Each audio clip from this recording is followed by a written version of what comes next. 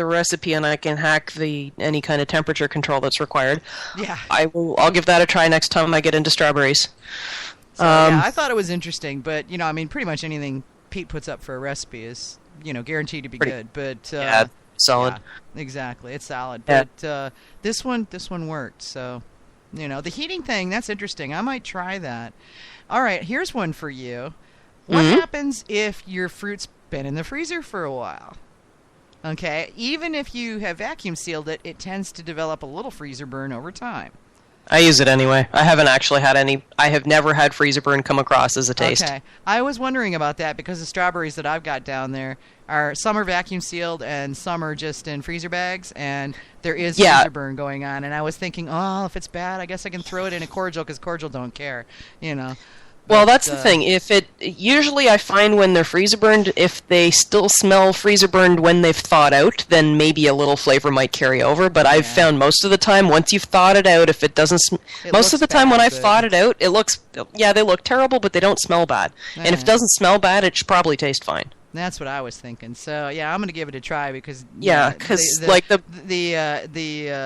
DH is going, get them out of there, or I will, and that means they'll go in the trash. So Well, the problem I have is that for a while I was using really cheap freezer bags. So I've had a couple where I've had to go and scoop red currants off the bottom of the freezer. Oh gosh! And that happened with a bag wild of grapes blueberry that I've got of blueberry goo. Yeah, and I've had a couple of times I've had bags split, or if you're using a non-dedicated freezer, a lot of times things get jostled around and you end up with just little holes from sharp bits in the bags. Yeah. And that's where you're going to get your freezer burn. Yeah, and I get to. I have given up on the really cheap freezer bags now. I only get either Glad or Ziploc. Yep, me too. I don't go for the cheap ones anymore just because it's not worth it. No, not if you have a breakage. That sucks. I've got a couple now that are they're in a cheap one and the corner split, so I chucked the whole bag, leakage and all, right into another one. So I've got a couple in there that are double bagged, but they seem to be okay. And I've used fruit that's 5 years old from that freezer. Okay, because my berries are like 2 years, so I guess I'm okay there. I've got a bag of this will be interesting too. I've got a bag of blueberry pie filling. So I made my daughter's wedding. They didn't like cake; they wanted pie. So I made like 3 different kinds of pies in little personal pie sizes for the wedding for all the guests. So there was strawberry rhubarb, which is why I have jars of strawberry rhubarb pie filling. And then I made. I just went and bought like a metric pile of blueberries, and I made blueberry pie filling. So I've got this. There was a lot. I made way too much. I miscalculated on how much I was going to need and made way too much. So I've got this. It's got blueberries and cinnamon and sugar, and I'm not sure there's something else in there.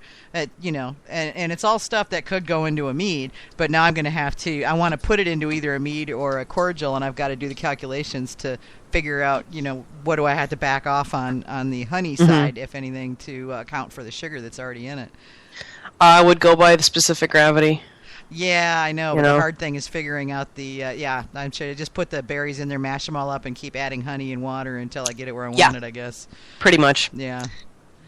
Yeah. Now we still have things to talk about with regards to preparation, because if you go on like Jack Keller's website, which is a very good reference if you can't find mead references to a fruit you want to use, check out Jack Keller. There's some, just about everything has been done on that website. Yeah. But one of his site's been around almost as long as Got Mead, so yeah. Yeah. Now, the one thing that you may disagree with is I think every single recipe suggests sulfiting your fruit. So you mix your fruit and your water and sugar or honey and add sulfites and wait 24 hours. Add pectinase, wait 24 hours, and then pitch your yeast. And I very often do not do the sulfiting step because I've got friends who are sensitive to it, and honestly, I'm lazy. I don't want to wait 24 hours more than I have to. It's bad enough that I have to. Yeah, but I have discovered a couple of fruits where I have to do something. Specifically pears. If I don't heat process them, I sulfite them because they will start growing mold before the pectinase has done its job. Wow. Pears go bad really, really fast. That's true. They do. They get soft and gooey. And if you pick them off the tree yourself, then you're going to have a whole range of not quite ripe enough to overripe. And overripe pears make a wonderful mead, but you got to be careful with them because they'll start fermenting on their own, and they'll also go moldy while you're waiting. If you've got a fruit bag, of course the fruit bag's going to float. And I actually had black fuzz growing on the fruit bag in the top while I was waiting for the 24 hours for the pectin to do its thing. Yeah. So the only thing I know about pears is that they don't ripen on the vine, right? They're ripening when you take them off the vine. No? Yeah, the trick with pears is if you have a pear tree, what you do is when they start looking like they might be starting to get ripe, pick one every day, keep track of when you picked them, and the one that ripens on the kitchen table in 4 days is when you should go and pick them all. Ah. Well, that's interesting. I didn't know that, and I grew up around pears. Well, this is what the lady who owned the pear tree that most of my pear meads and wines and perry and all the jam and jelly and a multitude of other things I've made out of those pears. That's what she told me. That's what she did, and I've done it, and it seems to work. Hey, if it works, that's And while you're there picking all of the unripe pears, like I go and I have a separate bucket for the windfalls, because they're all at varying states of not quite ripe to overripe. Okay. And so what I do is I bring those home and I keep them separate. And the ones that I picked off the tree pretty much all ripen at around the same rate. And the ones that I picked up off the ground, I have to keep an eye on those. Some of them I may have to process a little bit earlier than others, or just put up with the fruit flies and accept that I'm going to have some that are mushy. Yeah. Yeah. But I find pears mold really, really fast, and the sulfiting is not a bad idea. And that also brings up pectinase. Most fruits, I think blueberries about the only exception, have enough pectin in them that they can do weird things when you ferment them. If you're not familiar with pectin, that's what makes jams and jellies set into a jelly. It's naturally occurring. There's a lot of it in apples and crab apples and citrus fruits. I believe if you go and buy Certo or the Bernardin pectinase, those are made out of citrus fruit. But apple contains a lot, pear contains some, and pretty much every other fruit except for I think blueberries contains enough that it could be weird. And by weird I mean sometimes you get little pectin blobs in the bottom of your fermenter, and also sometimes you can end up with a pectic haze. Mm-hmm. The only time I had what I confirmed to be a pectic haze was when I did a multi-fruit, multi-citrus Joe's Ancient Orange, where I think I put in like half a grapefruit and a lime and a couple of oranges and a Tangelo and whatever the hell else was on sale that week, and I put them all in, and all those fruits together made enough pectin to make it hazy, and it didn't clear up until I put pectinase in it. Yeah. And what pectinase is an enzyme that breaks down the pectin, and if for those of you wondering what pectin is, when you make jams or jellies, the stuff that they have you add to the fruit to make it gel up is pectin. Yeah, to make it set. Yeah. That's pectin, and yeah, a lot of fruits contain it naturally. Yeah. Like you can make a crabapple jelly without ever putting a packet of pectin in it. You just have to boil it long enough. Yeah. And heating is one of the things that brings the pectin out, but there is still enough of it occurring naturally that I pretty much always put pectinase in it.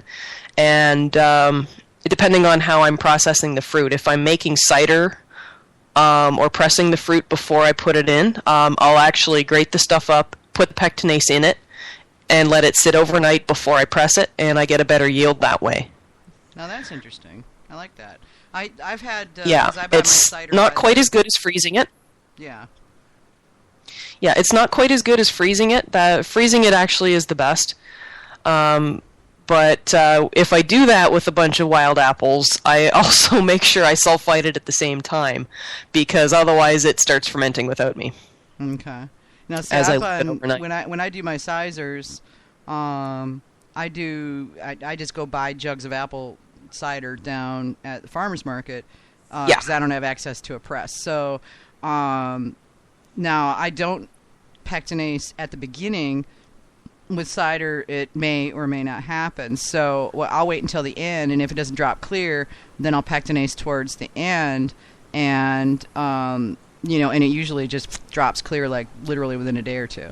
So Okay. yeah, and that's worked so far for me to do that, and then the pectin just it does this kind of sweep from the top to the bottom, and it takes all the haze with it, and then it just kind of hangs out on the bottom, and it makes this sort of glob of goo that it's kind of gross looking, but it does a job, so I'm not gonna complain. But once you rack off of it, it holds it down. Basically, it creates kind of a goo net to hold down all the stuff that was in suspension, and and keep it from getting back into your meat as long as you don't jostle it.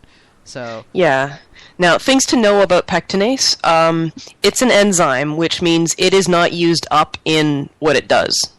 It just continually processes pectin until it runs out, and then not sure what happens with it. I think it just settles out or stays in solution. Either way, the half teaspoon that they recommend per gallon, you're not going to taste it anyways, because I've even tasted the stuff straight, and it doesn't taste like much anyway. It doesn't taste like anything. Yeah, it just kind of it's like eating wax. I mean, yeah, it doesn't taste like anything. But there's a Dutch guy who's got a wine website where he's got it translated into English, who did a whole bunch of experiments with pectinase in apples. He used applesauce and found that high levels of sulfites and high levels of alcohol inhibit the action of the pectinase. Now, the amount that you're... Yeah. Now, that was like sanitizer level sulfites and vodka level alcohol. Okay. But this is why they recommend that you do your sulfiting and then you do your pectinase. Makes sense, yeah. However, the amount that you're using when you're doing the sulfite treatment, if you're going to do your fruit that way, is not generally going to be enough to bother the pectinase. And the other thing is the alcohol that you're producing. A vigorous fermentation can also hold it down, which is why you want to give it 24 hours to do its thing before you pitch. Yeah. And I've given it as little as 18 hours, but I also have found that if I didn't put the pectin in beforehand and I needed to put it in afterwards, I had to use more. Yeah.